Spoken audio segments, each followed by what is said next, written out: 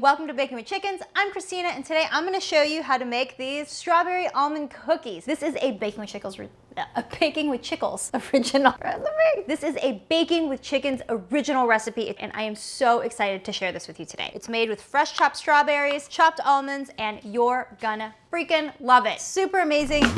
Smash some almonds. These are my favorite cookies. They're so good. Bok bok bake. Let's go.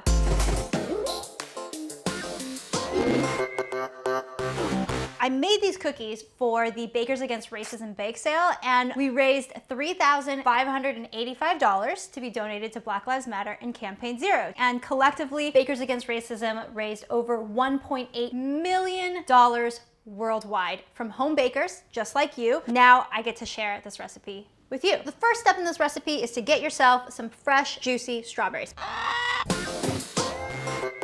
Strawberries are best and in season during the spring and the summer. The better quality and juicier your strawberry, the better your cookies are gonna taste. If you're gonna get like crappy, out of season, mealy strawberries, they're not gonna taste as good. Get them in the spring and the summer and you're gonna have the best cookies ever. I need to chop these up. Sharp knives are safe knives. When knives are dull, you're more likely to actually slip and cut yourself. So I recently got my knives sharpened through Knife Aid. They are a mail order knife sharpening service that's available all across the US, and these are awesome. If you're like me and you're lazy and you're not gonna take your knives to get sharpened, they mail you an envelope, they shipped it back, perfectly sharpened, and look at how beautiful and nicely these cut now. I'm giving them a shout out because I actually really love their service. So check it out. It's Knife Aid, kind of like Band-Aid, but knifeaid.com. Thanks, Knife Aid. When you're cutting, right, you don't want to hold your fingers like this, because when you go like that, that's how you cut your fingers. So this is a chef tip. You kind of make your finger into a little claw and go, and then you hold whatever it is you're cutting with your fingers like this. So that way, if you're cutting, you're going to hit your knuckle first, and you're not going to chop your fingers off. And then if you really want to get fancy and you have good control of your knife, you should hold your knife by the handle here, not like back here, right? Because back here, you don't really have good control of your knife. To have the best control of your knife, you're actually gonna put your fingers, like I don't know if you can see it, like right here on the top of your knife, and your hand is gonna grip the whole thing. And this way, you have better control of it with your finger and your knuckle, instead of like this, like you don't really have as much control. So this is the proper way to hold your knife. So a little bit higher up on the handle than you might be used to.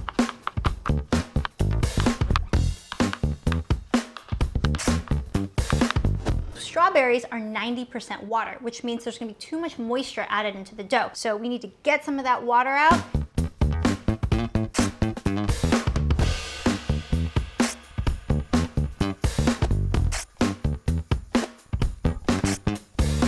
So see how like it's already kind of getting the juices out? So that's what macerating is. Like when you put strawberry in any fruit, even if you're making pie, this is a good way to kind of get the moisture out of the fruit so it doesn't make everything soggy.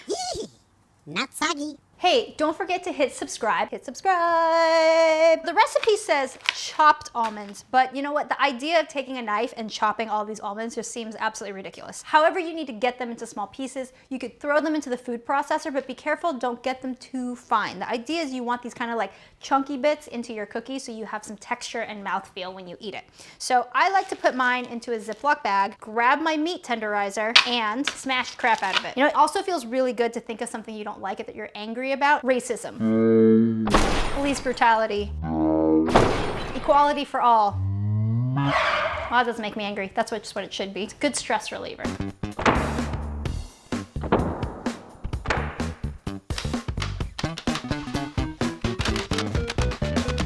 You just kind of want these chunky pieces here. If you see any whole pieces, pick them out or smash them a little bit more. There's one. I'm just gonna eat it. So I'm gonna cream my butter and sugar together. I'm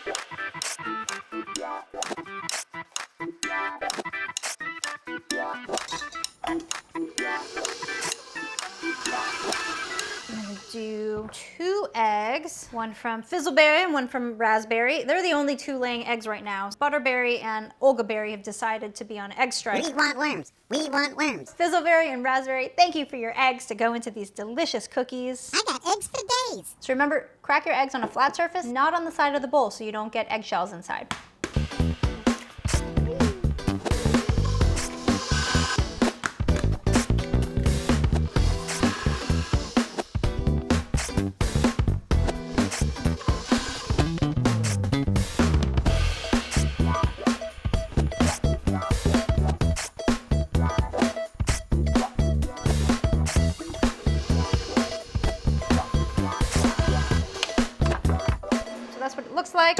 my most hated part. Why this is so difficult? Don't understand. Okay, good enough. Your dough should be nice and soft, and this is the time to fold in those chopped almonds. So a nice generous 1 cup, and then just fold the nuts into the batter. So next, I'm gonna put this into the fridge for the dough to chill. While my dough is chilling in the fridge, I need to squeeze out that extra moisture from these strawberries. I have this contraption doohickey here. I'm gonna call it my squeezy tool, which I think is a ricer, whatever. You don't have to have this. You could use a sieve and like the back of a spoon, whatever you have. So I have my bowl of macerated strawberries here. See, look at all that liquid that came out. Look at that. All of that would have ended up in your cookies, making them wet and gross. And take this, spoon it in. So you want to squeeze it out over another bowl because you want to save that strawberry juice. That's going to be used for your glaze. So see how these little bits are squishing out? I want these little strawberry bits because these are going to look really pretty in the glaze. So I'm going to scrape it off. I'm going to take these strawberries, put them back into the bowl because I need to toss it with flour so that they will float in the cookies. If you remember and you have watched my strawberry banana bread episode, whenever I'm folding fruit into a batter, you want to toss it in flour so that they float and they suspend instead of sinking to the bottom.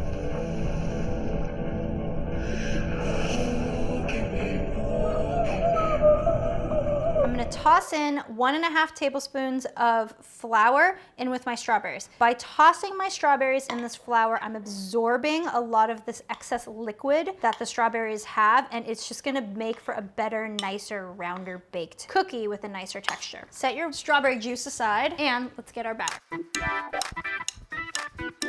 I only chilled it for a little bit to help stiffen the dough a little, and I'm going to take my strawberries, toss them in, and fold it into the cookie dough batter.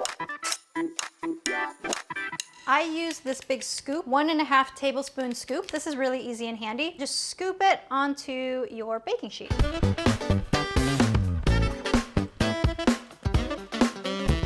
I'm gonna put these into the freezer and then I'm gonna preheat the oven while these chill a little bit.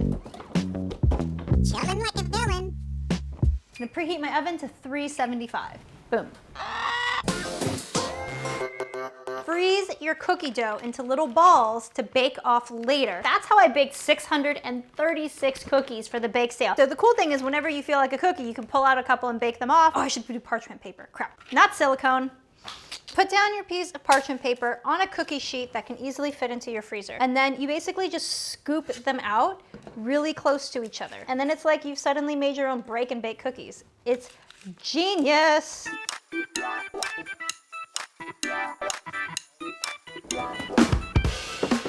I'm just gonna give these a little smush with the palm of my hand here to kind of get them a little hockey puck shape. I find that it just helps it bake a little bit better, and then I kind of like squish in anything to shape it. All right, into the oven they go for 12 to 15 minutes, and then I rotate the pan halfway through baking. Now, if you're baking your cookies from totally frozen, you wanna increase the bake time by just a little bit to account for that temperature change. You know the cookies are gonna be ready when you peek inside, and they're gonna be a nice golden brown all over the top of the cookie, all right? While these bake in the oven, let's go see the chicken. Ooh, let's go see the chicken. Ew.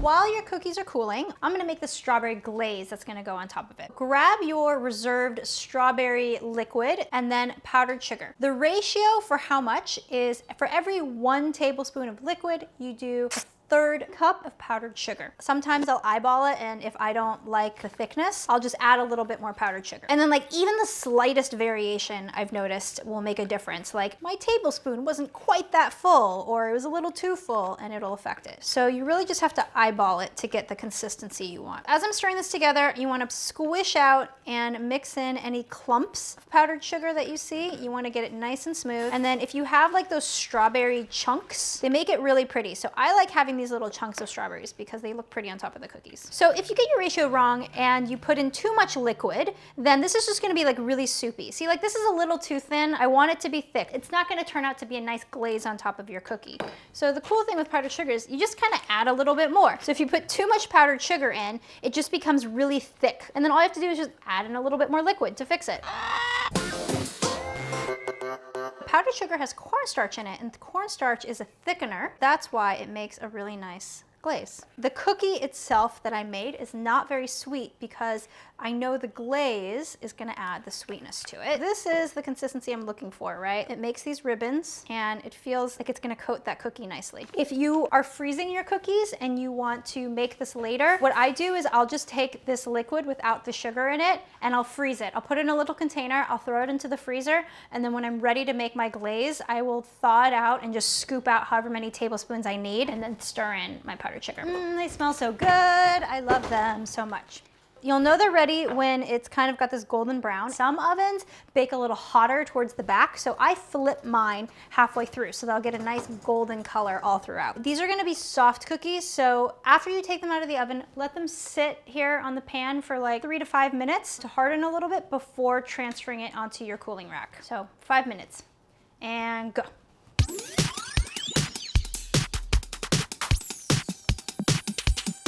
These cookies are really soft and delicate right when they come out. So as you're moving them, they might, bend and break a little bit. That's why you kind of want to wait for them to cool more on the pan before moving them. But if you move them like I did and it kind of like broke a little, it's all good. Don't worry about it. Just squish it together, put some glaze, and it's still gonna taste good. So my cookies are cool. I'm gonna put the rack into a tray because when I glaze it, it's gonna drip all over and I don't want it on the counter. So I've got my glaze. It's looking good. I like this consistency. And I'm just gonna take a little spoon and just spoon it on top. That's it.